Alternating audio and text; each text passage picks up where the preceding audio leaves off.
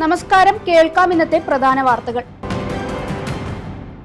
ആനയില്ലെങ്കിൽ ആചാരം മുടങ്ങുമോ എന്ന് കോടതി. 15 ആനകളെ എഴുന്നള്ളിക്കണമെന്ന നിർബന്ധം എന്ത് ആചാരത്തിന്റെ പേരിലാണെന്നും ഹൈക്കോടതി ചോദിച്ചു. നിശ്ചിത അകലപരിധി ഗൈഡ് ലൈൻ പുറപ്പെടുവിച്ചത് ആളുകളുടെ സുരക്ഷ കൂടി പരിഗണിച്ച്. ആനകൾ തമ്മിൽ 3 മീറ്റർ അകലം വേണമെന്ന വ്യവസ്ഥ.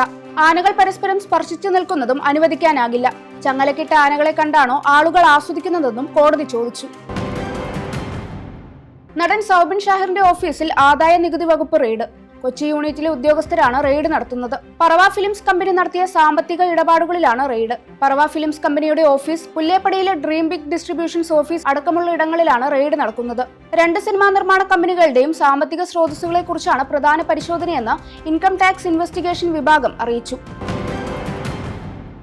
സുപ്രധാന വിധിയുമായി സുപ്രീം കോടതി.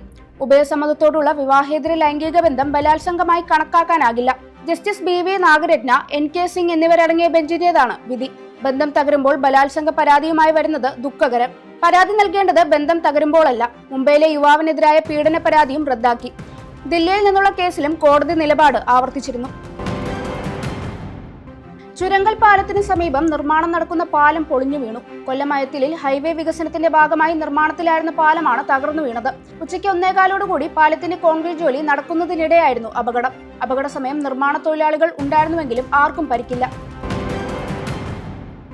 മുനമ്പം ജുഡീഷ്യൽ കമ്മീഷനെ നിയോഗിച്ച് സർക്കാർ വിജ്ഞാപനം. ഭൂമിയുടെ നിലവിലെ സ്വഭാവം, സ്ഥിതി, വ്യാപ്തി എന്നിവ കണ്ടെത്തണം. സർക്കാർ സ്വീകരിക്കേണ്ട നടപടികളും കമ്മീഷൻ ശുപാർശ ചെയ്യണം. 600ഓളം പേരുടെ രേഖകളാണ് ഇവിടെ പരിശോധിക്കാനുള്ളത്. ജാർഖണ്ഡിൽ മുഖ്യമന്ത്രിയായി സത്യപ്രതിജ്ഞ ചെയ്ത് ഹേമന്ത് സോറൻ. സംസ്ഥാനത്തിന്റെ 14ാമത്തെ മുഖ്യമന്ത്രിയായാണ് സോറൻ ചുമതലയേറ്റത്. കോൺഗ്രസ് അധ്യക്ഷൻ മല്ലികാർജ്ജുൻ ഖാർഗെ ഉൾപ്പെടെയുള്ള രാഷ്ട്രീയ നേതാക്കൾ റാഞ്ചിയിൽ നടന്ന സത്യപ്രതിജ്ഞാ ചടങ്ങിൽ പങ്കെടുത്തു. ഇന്നത്തെ പ്രധാന വാർത്തകൾ സമാപിച്ചു. വീണ്ടും അടുത്ത വാർത്തകളുമായി കാണാം. നന്ദി, നമസ്കാരം.